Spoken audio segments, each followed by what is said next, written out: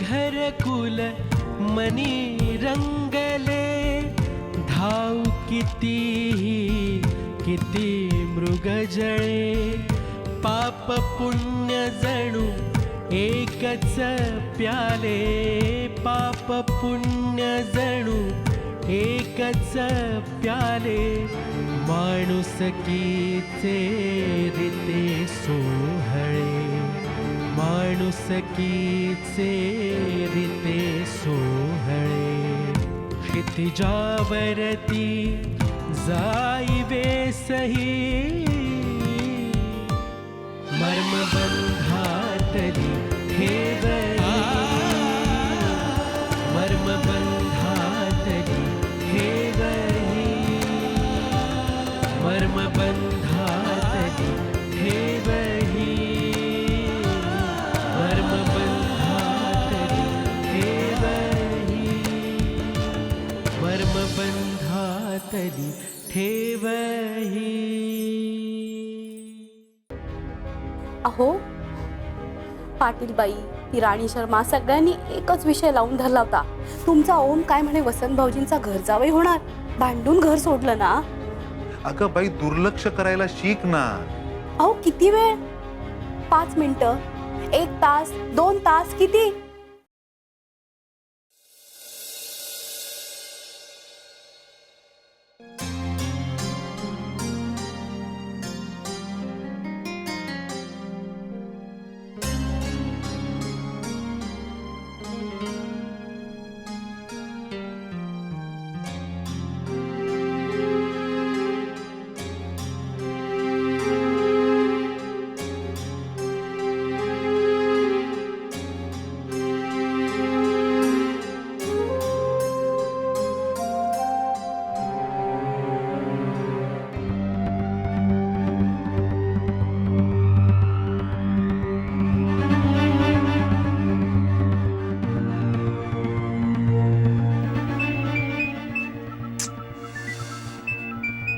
खाणार.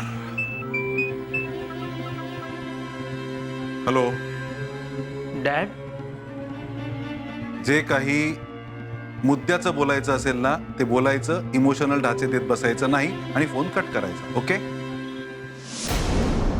डॅड, जीव गुदमरतोय माझा इथे. डिनरसाठी काही लोक खोळंबली आहेत. महत्वाचं बोलायचं नसेल तर मी. डॅड, हे सगळं कधी थांबणार आहे? प्रेम कोणी केलं?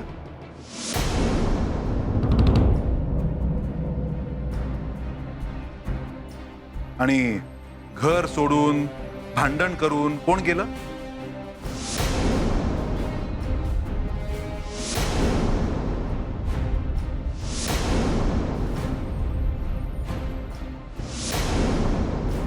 डॅड, हे सगळं मी केलं? आपलं तासाभरापूर्वी या सगळ्यावरती बोलणं झालेलं आहे. ओ, विसरलास का तू? तासाभरापूर्वी तुम्ही माझा फोन कट केलेलात. तू, तुझी आई सगळे डोक्यावर पडलायत का रे तुम्ही? डॅड प्लीज, हे सगळं थांबूया ना. बघ, मी फोन ठेवतोय. डॅड, अरे बाबा, माझ्याकडे फालतू बडबड ऐकायला वेळ नाहीये. डॅड, माझं सोडा, पण श्रीची अवस्था काय झाली ती बघा, त्या जुलियानाच्या मागे. ते बघायला मी समर्थ आहे. डॅड, या सगळ्याचा इकडे हे लोकही फायदा घेणार आहेत.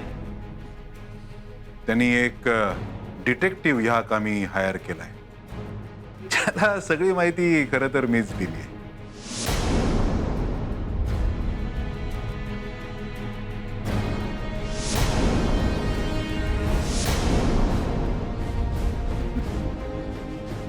अजून काही? डॅड, म्हणजे तुम्ही? बुद्धिबळाच्या खेळामध्ये डाव जिंकण्यासाठी कधीतरी आपलं एखादं प्यादं मारावं लागतं. आता तुला पुढे करण्यासाठी सध्या श्रीला मार पडतोय. डॅड,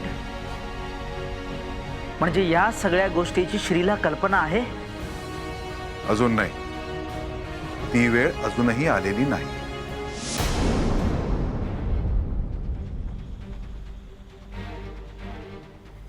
अरे बाबा, वृंदापासून दूर नेण्यासाठी एका आधाराची गरज होती, नाजूक आधाराची.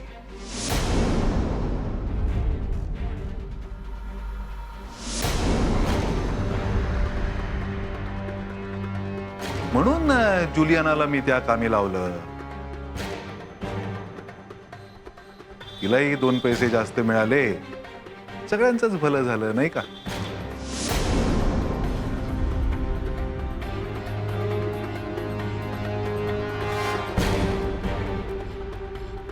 डॅड,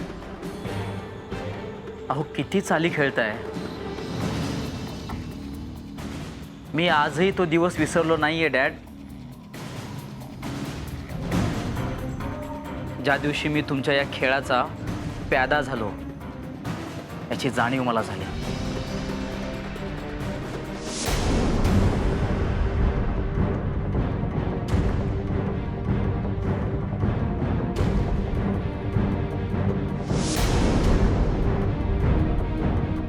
वृंदा श्रीला येऊन घरी भेटली होती. त्यावेळेस मी चिडलो होतो आणि चिडून मी तुम्हाला कॉल केला होता. त्या दिवशी मी तुम्हाला भेटायलाही आलेलो होतो डॅड.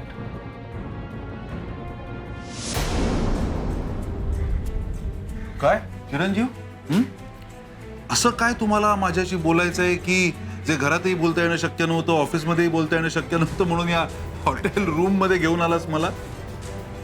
डॅड, श्रीला सांभाळा. सांभाळा म्हणजे? म्हणजे त्याचं खरंच वृंदावर प्रेम आहे. हो. त्याचं वृंदावर प्रेम आहे तर माझे तू तुझ्या प्रेमाचा त्याग कर. आता मोठ्या भावासाठी एवढं नाही करू शकत. अहो डॅड, माझं खरंच तिच्यावर प्रेम आहे. तुम्ही सांगा ना त्याला. तूच सांग की त्याला. मी सांगितलंय. ऐकत नाही. तू भांड. डॅड, अरे भांड, खरंच भांड. नुसतं त्याच्याशी नाही, माझ्याशी भांड, घरातल्या प्रत्येकाशी भांड. अगदी घर सोडून जाण्याची पाळी आली ना तरी चालेल, पण भांड. वसंतरावांकडे जाऊन राहा, घरजाबाई बनू. काय कळलं? डॅड काय बोलताय तुम्ही?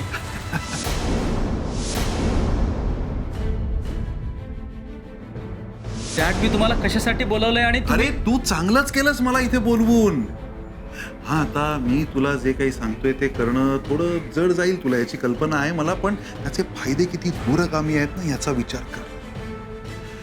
जी गोष्ट मिळवण्यासाठी मी आयुष्याची 25 वर्ष घालवली ना, ती कदाचित 5 वर्षात मिळवशील, कदाचित त्याहून जास्ती. अरे वसंतराव ही किती मोठी असामी आहे याची कल्पना नाहीये तुला. त्यांचे हात असे लांब लांब पर्यंत पोचले. आणि सगळ्यात महत्वाचं म्हणजे आप्पांचा तिरस्कार करतात ते. त्यांना आपल्या घरामध्ये दुफळी माजवायची, फोडायचंय आपलं घर.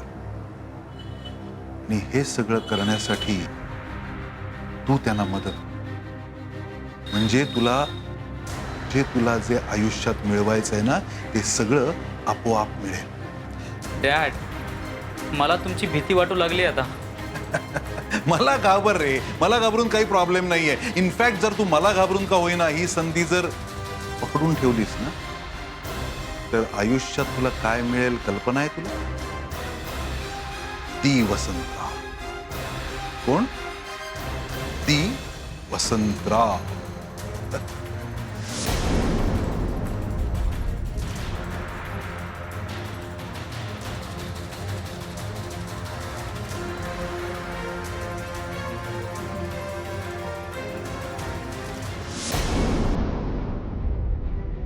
तुमचा प्रत्येक शब्द ना शब्द खरा ठरलाय डॅड.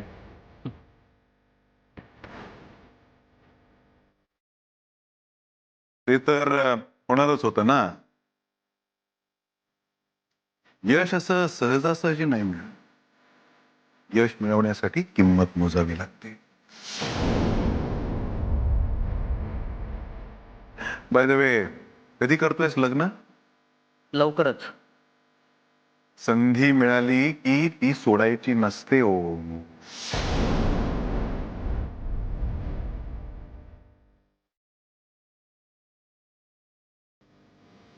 हे बघ, नशीब आणि वेळ क्षणाक्षणाला बदलत असतात.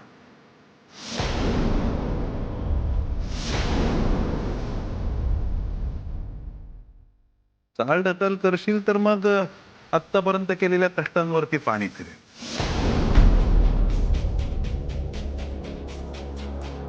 पण डॅड, यात श्रीदादाची होणारी अवस्था, मला इथे तुमच्या सगळ्यांची आठवण येते. आऊ, आप्पा, ममा, काका, काकू, सचिन, या सगळ्यांना सोडून मी किती दिवस इकडे राहू? अजून हे किती वर्ष चालणार आहे?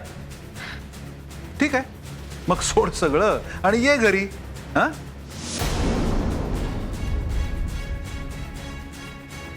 नाही, घरच्यांच्या कुशीत शिर ना. रड भेकड बोळ्यानी दूध पी त्यांच्या कुशीत शिरून आणि म्हण मला काहीच जमत नाही.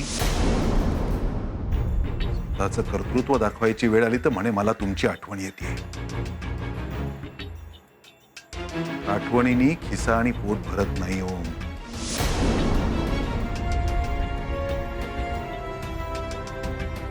पण डॅड, अहो वृंदाशी मी असंही लग्न करणार आहे ना. भेट लावतोस तू? वसंतरावांचं घर सोड, परत आपल्या घरी राहायला ये आणि मग बघ वसंतराव श्रीकडे मोहरा वळवतात की नाही.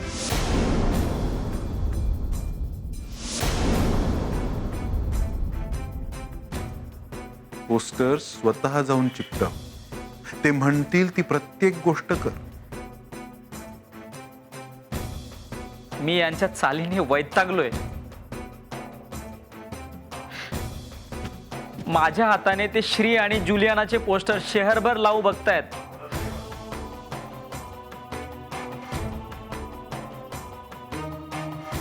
वेड्या, त्यांच्या हातातलं बाहुलं बन,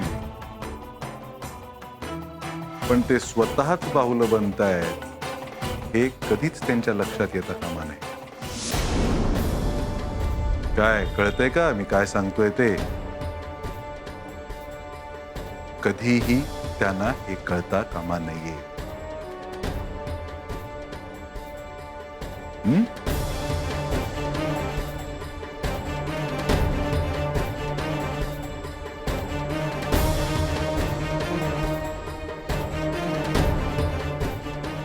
वसंतराव,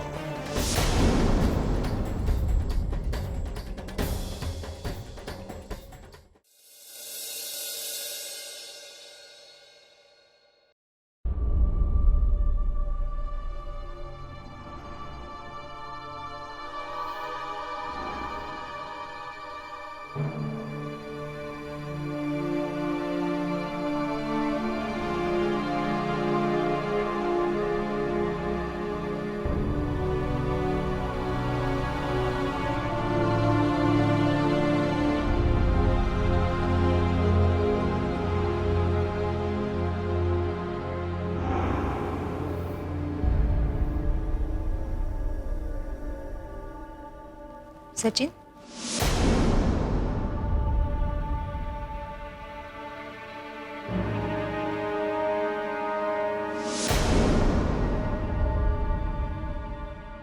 कर्मबंधातली ठेवही.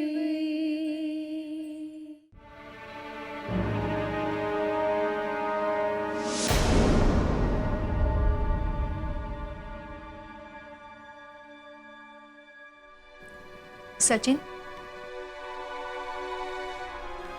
तू आज नीट जेवलास नाही. आतमध्ये ऐकलंस ना तू पप्पा आणि आप्पा काय बोलत होते ते?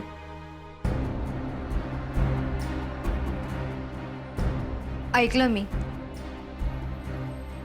पप्पांना नवीन गॅरेज सुरू करायचंय, त्यासाठी पैसे जमवतायत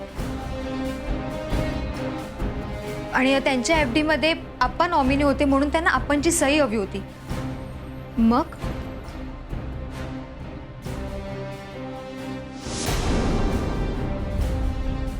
मग मी माझ्या एज्युकेशनसाठी पैसे मागितले तर काय म्हणाले? पैसे नाहीयेत.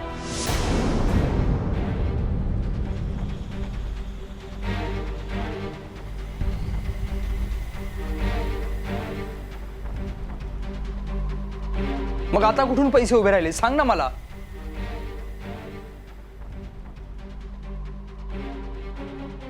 ही अशी मुलांची काळजी आहे ना.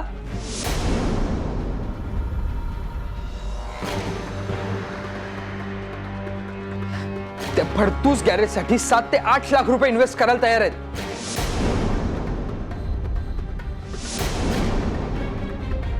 आणि मी मागितले तर माझ्यासाठी 5 लाख पण नाही. सचिन, पप्पा पैसे उभे करतायत पैसे मिळवायला.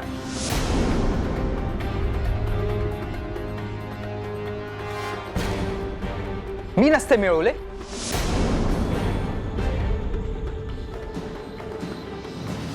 म्हणजे माझ्यावरती जर का इन्व्हेस्ट केले असते ते पैसे बुडाले असंच ना.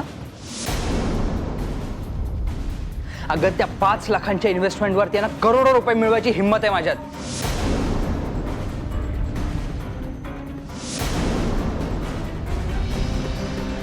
कळलं ना. सचिन, मला असं म्हणायचं नव्हतं. आपण पैसे का जमवतोय ते वेळप्रसंगी कामास यावेत म्हणून.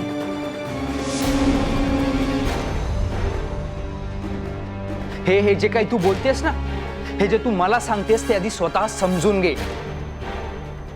फ्युचर जर का सिक्युअर करायचं असेल ना तर ह्या गोष्टीमुळे ते फक्त त्यांचा एकट्याचा फ्युचर सिक्युअर करतायत.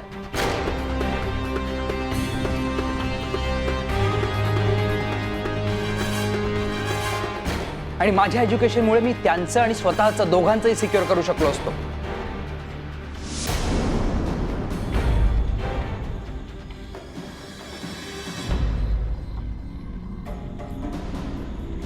असं नसतं सचिन.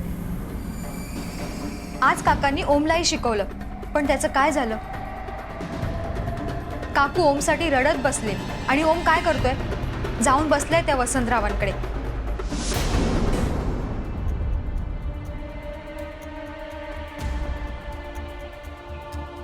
मुलं स्वार्थी झाली म्हणून आई वडिलांना आधी स्वतःची सिक्युरिटी बघावी लागते.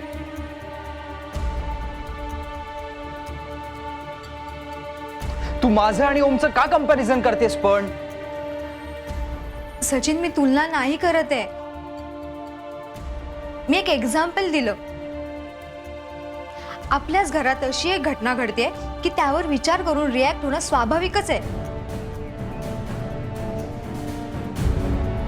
बरोबर. तुलाही त्यांचाच पुळका आहे ना फार. जो तुलाही असायला हवा सचिन. ते आहेत म्हणून आपण आहोत. ए प्लीज प्लीज शांत बस, नाही तर इकडे निघून जा. मी सपोर्ट करत नाही म्हणून वैतागलास. तू पप्पांकडून काही ना काही मागतच असतोस. त्यांच्याकडून होईल त्या परीने त्यांनी आपल्यासाठी केलंय सचिन. आपलं शिक्षण, आपलं खाणं पिणं, जेवण. आपण त्यांना काय दिलं सचिन, याचा कधी विचार केलायस.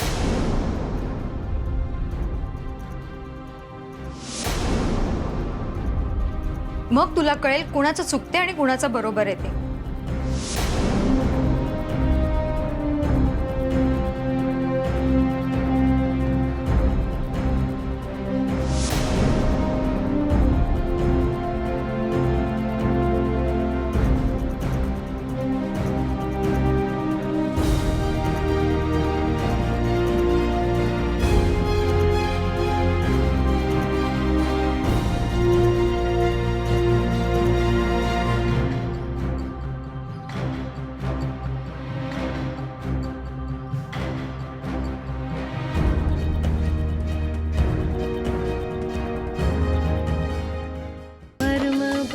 कर्मबंधातली ठेवही.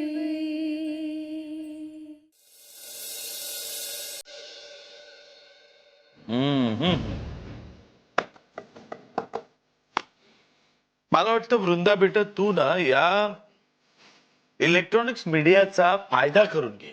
पप्पा, मला वाटतं तुम्ही ना इमोशन मध्ये जरा जास्तच वाहत चाललाय.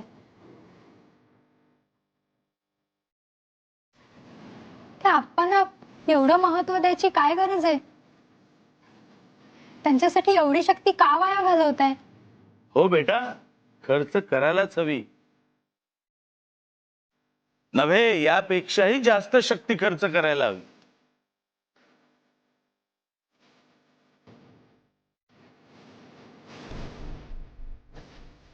कारण त्यावेळेला त्यांनी माझा केलेला इन्सल्ट किमान 100 डोळ्यांनी तरी बघितलं.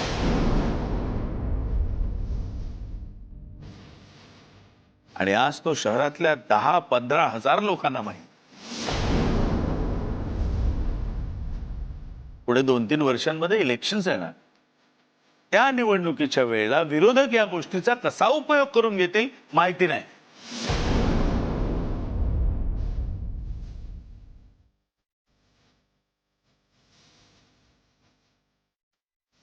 विरोधकांचं जाऊ दे, पण ही पक्षातली बेंडगुळ आहे ना, बेंडगुळ, आधी यांचा बंदोबस्त करायला.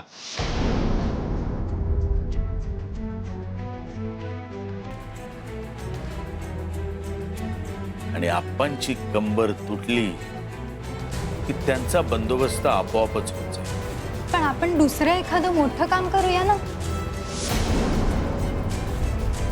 ठरूया ना.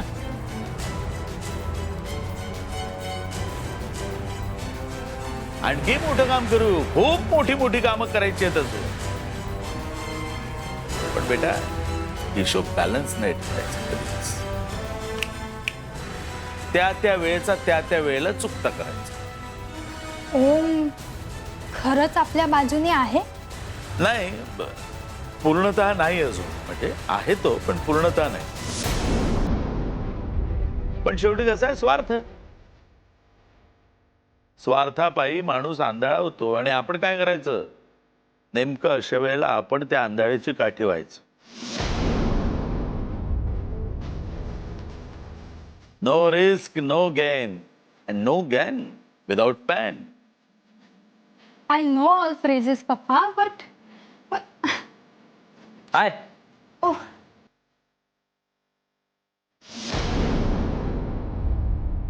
हाय हाय हाय.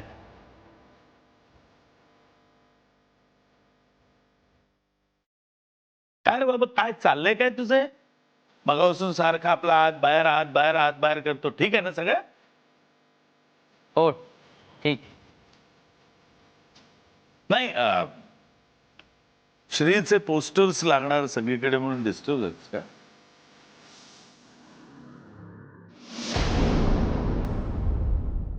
ओम विसरलोय. हा काय विसरलास? काय नाही, काय नाही. काय झालंय तुला? गेल्या 2 दिवसापासून बघते मी, तू नेहमीप्रमाणे नाही वागतेस.